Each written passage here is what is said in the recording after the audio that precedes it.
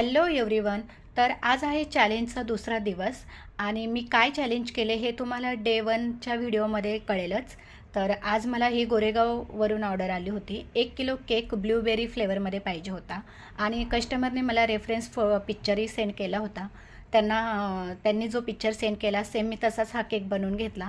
पण हा केक मला दुपारी 12:30 ते 1 ह्या टायमिंगला द्यायचा होता. तर मी आदल्या दिवशी केकची क्रम्स कोटिंग करून हा केक फ्रीजला ठेवला आणि सेट करून घेतला आणि दुसऱ्या दिवशी सकाळी मी त्याची डिझाईन तयार केली.